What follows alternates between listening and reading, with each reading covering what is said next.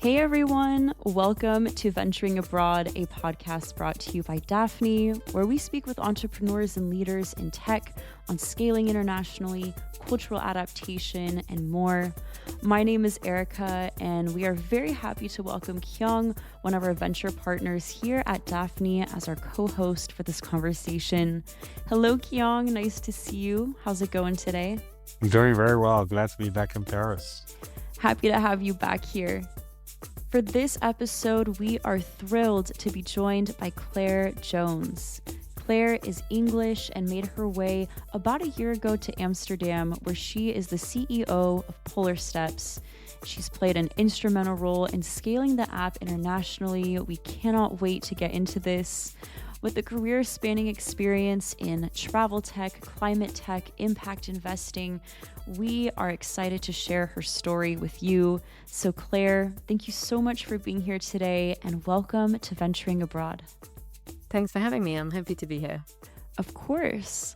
Well, let's dive right into it. Clare, can you tell us a little bit about yourself?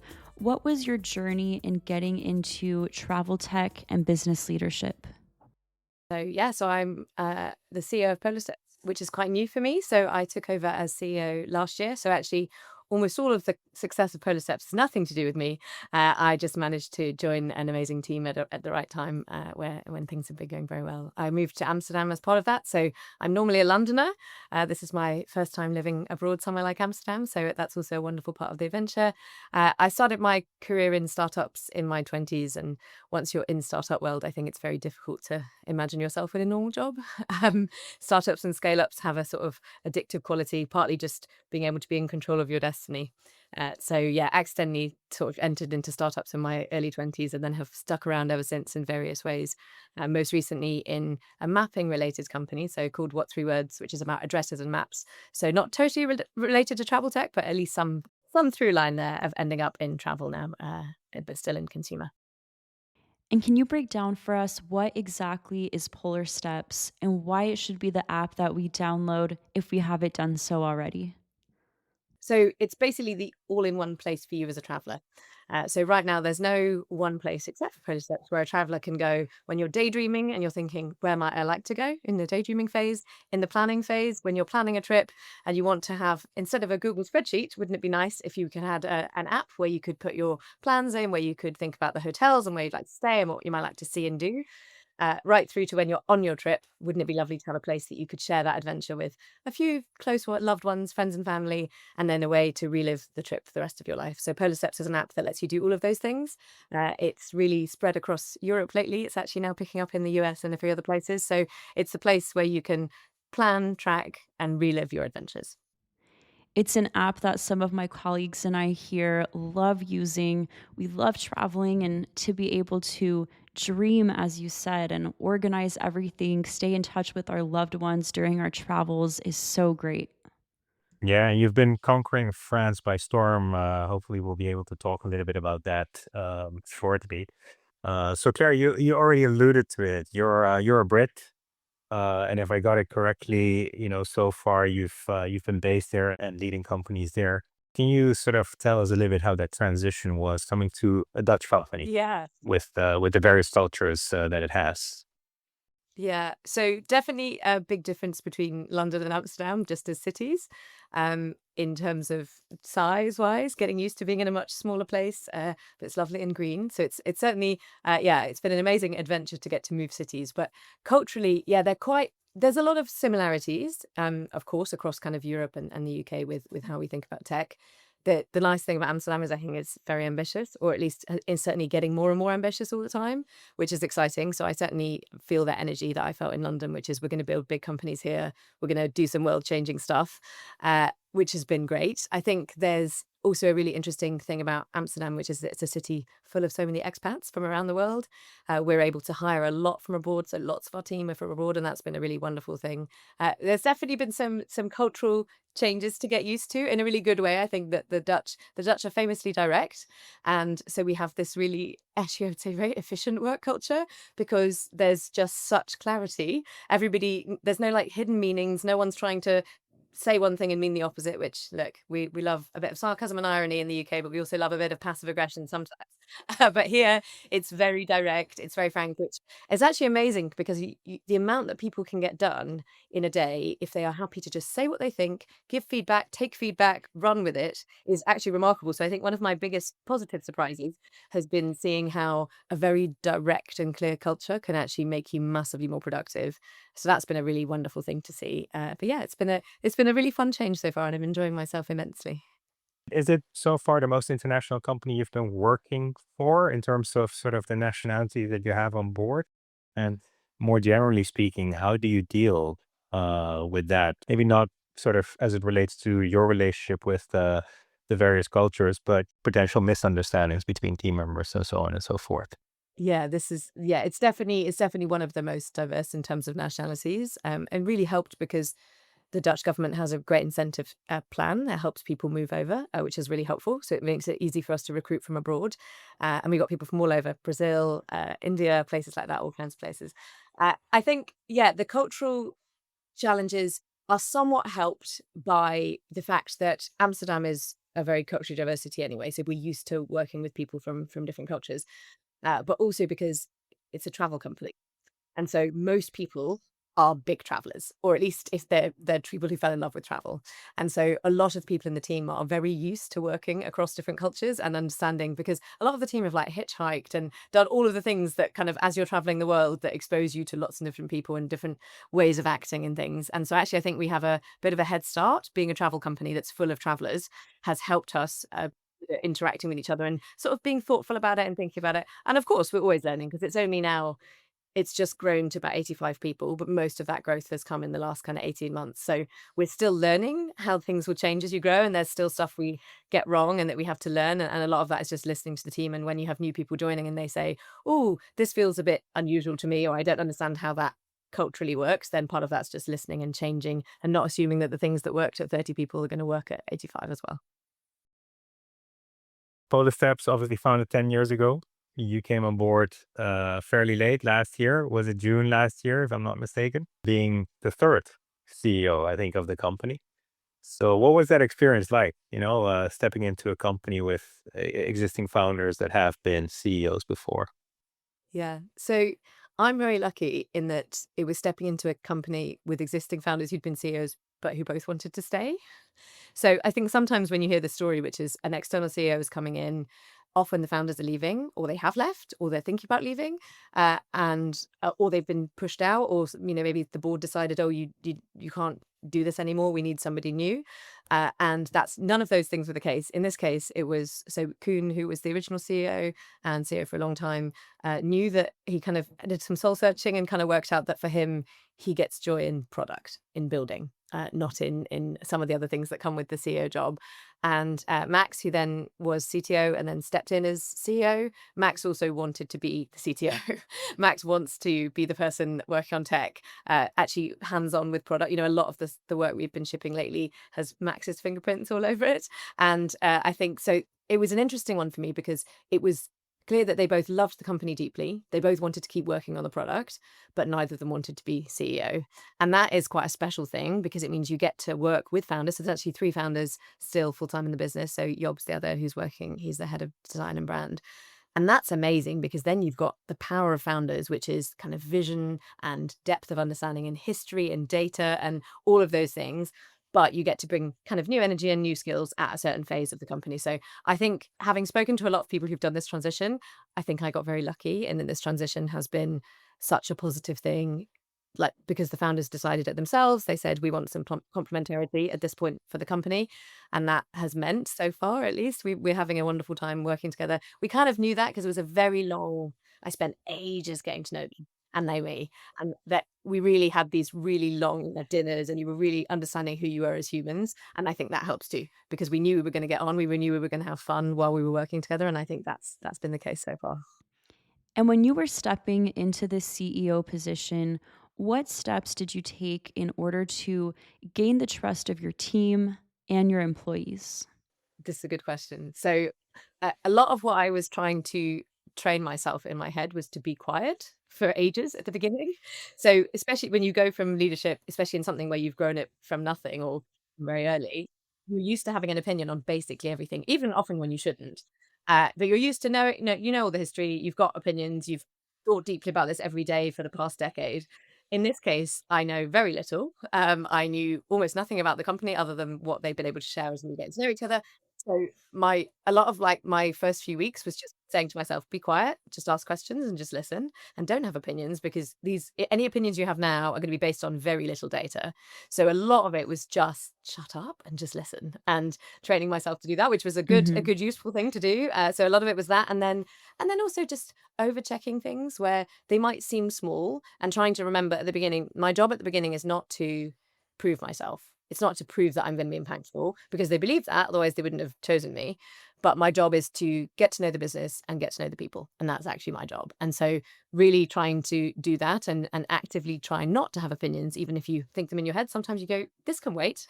I can wait until I have more context. And so just trying to remember that through that beginning. It was also made much easier because we had an amazing coach called Anna Brandt, and Anna worked with the founders and with me on how do you onboard a CEO, and when do you like pass over decision making? When do you pass over the budget? Like at what point you don't want me having the budget on day 2 to make decisions, because I don't know anything. So we had a really structured process, and that made a huge difference, because she did a lot of prep work with the founders, and then she did work with me, and we kind of had this really structured like 12-week onboarding plan, and that I think worked really, really well, and would highly recommend if someone else is doing this, have the structure, because it was really helpful for us. And if we talk for a little bit about how you were able to scale Polarsteps internationally, when you stepped in, there were about 10 million users. And 1 year later, you've hit 15 million. This summer, I believe in France, it's the second most downloaded app on Google Play in the travel category. Big congratulations. What was the strategy behind scaling Polarsteps on the international level? About It's actually first as of today now in France. We've Oh, I think as of yesterday place, so that's amazing. It feels incredibly special to see it next to its Polar Steps Airbnb booking. Like, it's an incredible thing to see. amazing. That's great Yes. news. So the interesting thing about Polarsteps is it's almost all organic. So almost everything is word of mouth. So it is basically someone, and there's a couple of ways this works. So it'll either be someone traveling and they are in a hostel, for example, and they go to the person they've just met. They're like, oh my God, have you seen this amazing app I'm using? So part of it's just that, which is that somebody will tell the other person that they've met on their travels, and they often follow each other.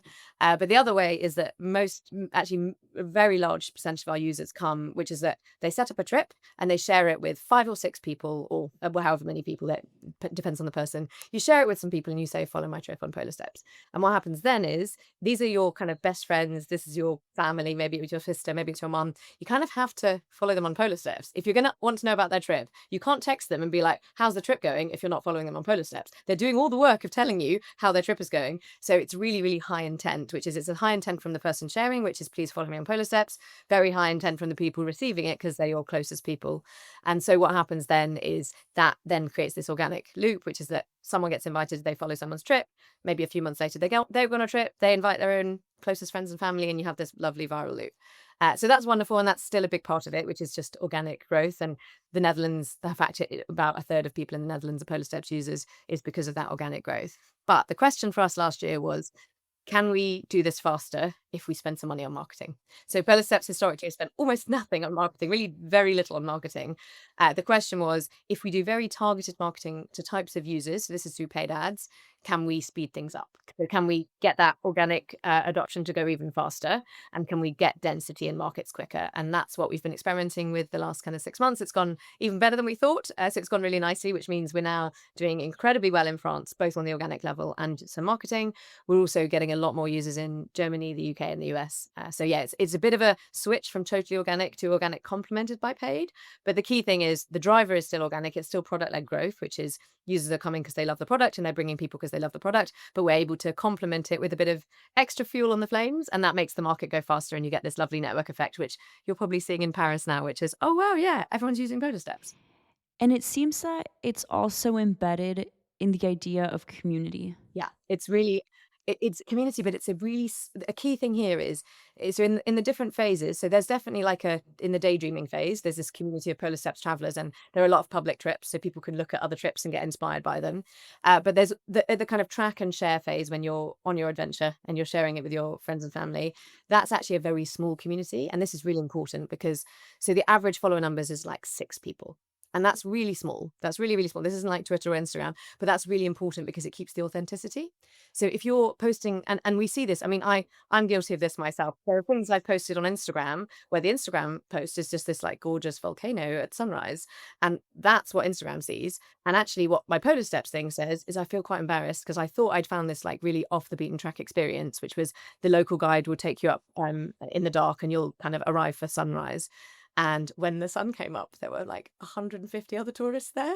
And I felt very embarrassed that I thought I was doing something incredibly like off the beat track. And actually, no, I was doing the same thing that everybody who goes to that area does.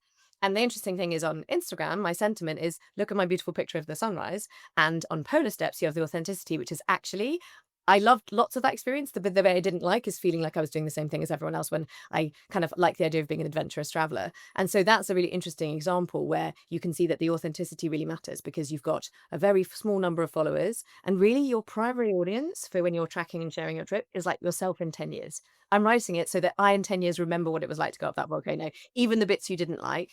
And that's a really powerful piece of this. So your community, when they're your community of followers is small, and that's on purpose because we want you to be honest and authentic about what kind of adventures you have and to be real and not just do the filtered, here's the most beautiful version of my adventure. It was really, really inspiring to learn about your growth strategy, right? And how you're amplifying now through paid marketing. Are there any companies out there that serve as a source of inspiration, whether it's in terms of their growth playbooks or maybe even their product design philosophy, people management philosophy, and so on? Oh, so many, so many. That list is limitless. In terms of some of the kind of community ways of thinking and kind of in consumer apps, of course, there's the ones like Strava. Strava's been a really interesting one to look at because they've done really well. It's a different type of user, so it's runners, but it's been interesting watching how they grow their community, also how they do products, all things like all trails for those kinds of things. So it can be anything in that kind of space where we can see community building, and then of course looking at the things like Duolingo, the ones that have really managed to get to this level where they can do subscription and premium versions. So longer term, Polarsteps will have a premium version. And so we're looking at what others have done and how you scale the marketing, how you get to reach lots of consumers, how do you structure that? From the design world, so there's design's a really big part of Polarsteps. Yob, one of the co-founders, is a very deep design thinker, and the way that the app looks and feels is really, really important. And we won't make short-term decisions that seem like a good thing, but are very bad for the user or the experience. An example of that would be putting ads in the app. You could put ads in the app. It would be terrible for the user experience and it would be terrible for the design. It might be good for the money, but it won't be good in the long term. And our view is we need to build the most amazing thing for the user. And if we've got 100 million monthly active users, I'm not concerned about making money. I think there's lots of different ways to do that without disrupting the user. So a lot of that and this kind of not sacrificing the user for short-term things, but caring about design, caring about UI and UX. And a lot of that comes from looking at how the companies design. I mean, of course, look, we also look at things like Airbnb and how deeply design is baked into that DNA. We then think a lot about kind of how we grow the team culturally. Lots of us are learning. I mean, I listen to every podcast I can find and read every book I can find to try and steal ideas. So often it's just ideas stolen from lots of different places and lots of books and lots of friends and angel investors and anyone who'll give me advice. And we're trying to just muddle through, even though the business is unique in its own way. Growing businesses is not unique. You can learn a lot of things when you hear from other people what they've done.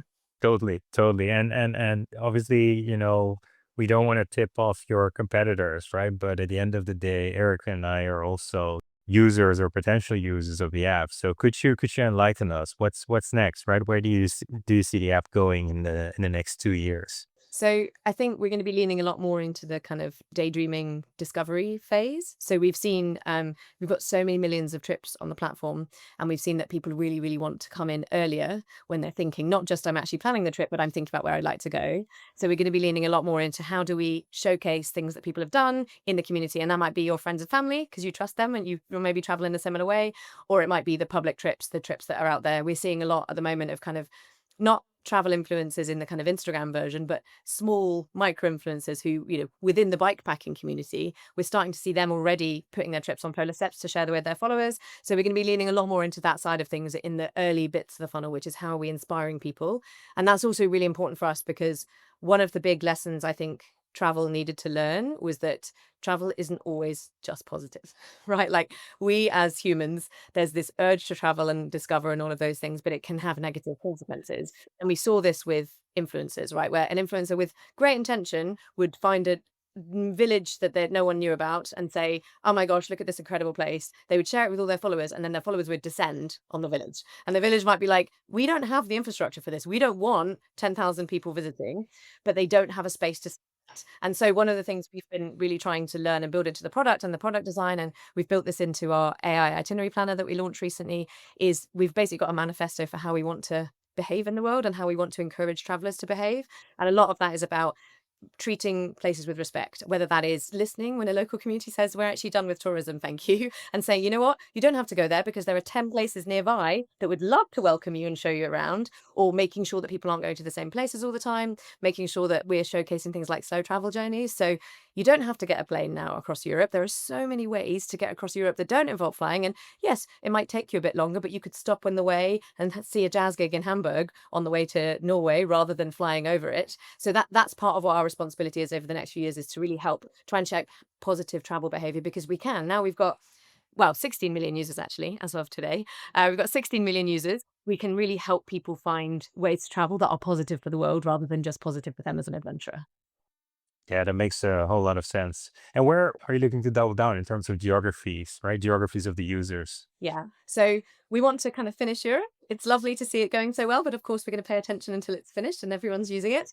But the next big thing is we are looking over at the US. So we're doing incredibly well on organic growth in the US, and we're hearing that users would like to be using this more. We're getting really good signals, the organic growth, but also we're seeing a lot of US users planning on Polarsteps. So that's not so much vacation in the US. So you have to take your holidays very seriously, right? You have to take your adventures seriously. So in our case, we're seeing a lot of people taking that, if they're doing one 2-week trip a year, they're going to take it very seriously. And we're seeing a lot of planning activity on Polarsteps from the US. So we want to listen to that. The users are telling us, we want you guys. So we're going to be focusing a lot more in the US in the next kind of 6 to 12 months.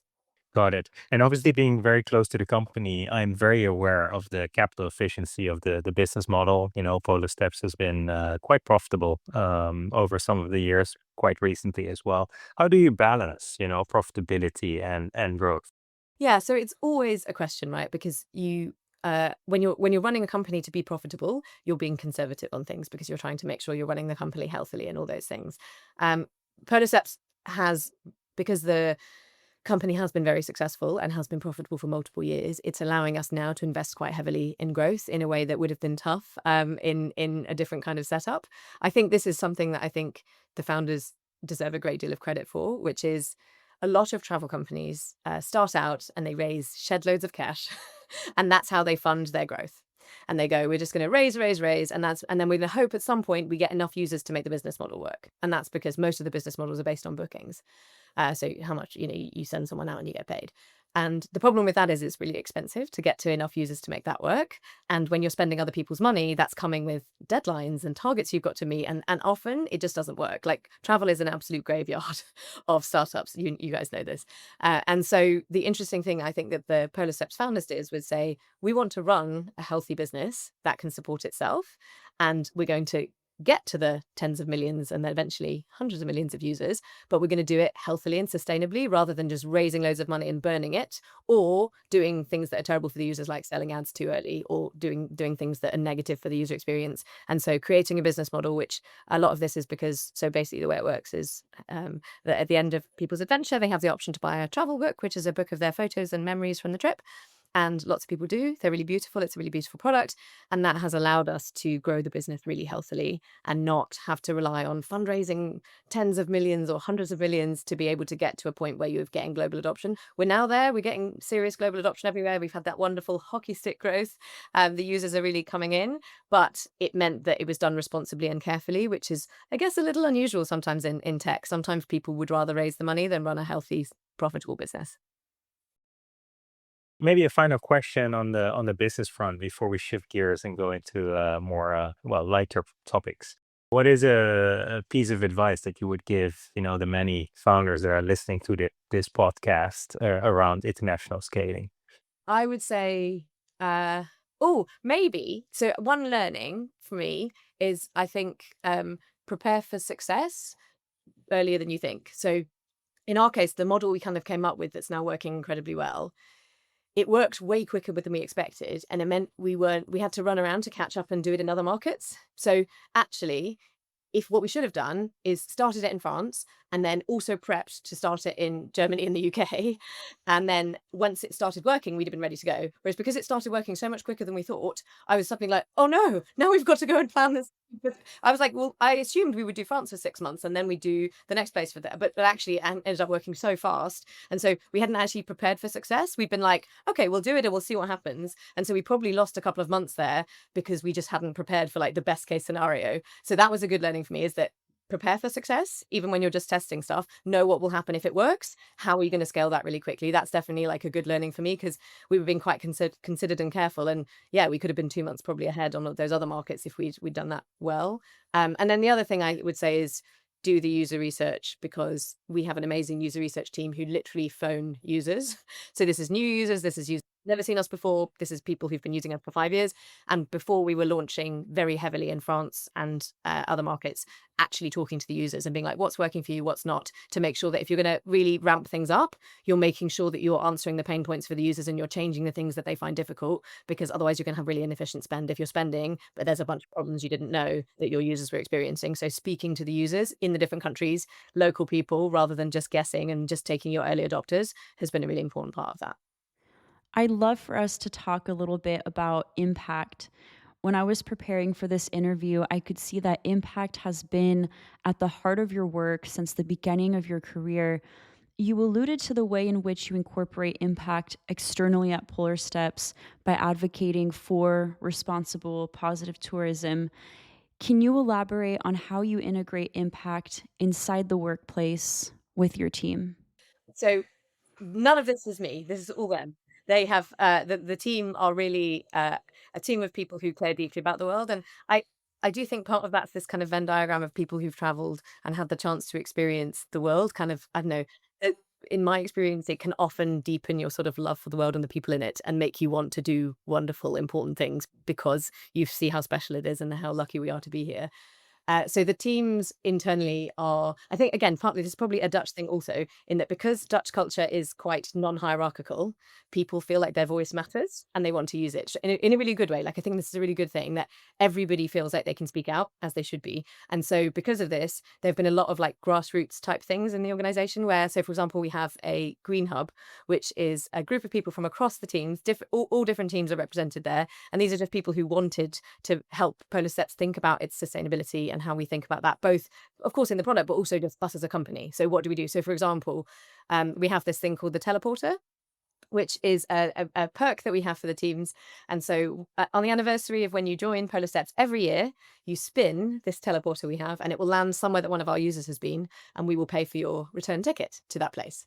And it's a wonderful thing. And Wow. like, it's just one of the best moments of the month is when you get to see people do their teleporters, and it has to be somewhere you haven't been before. Oh, that's Yeah, so so cool.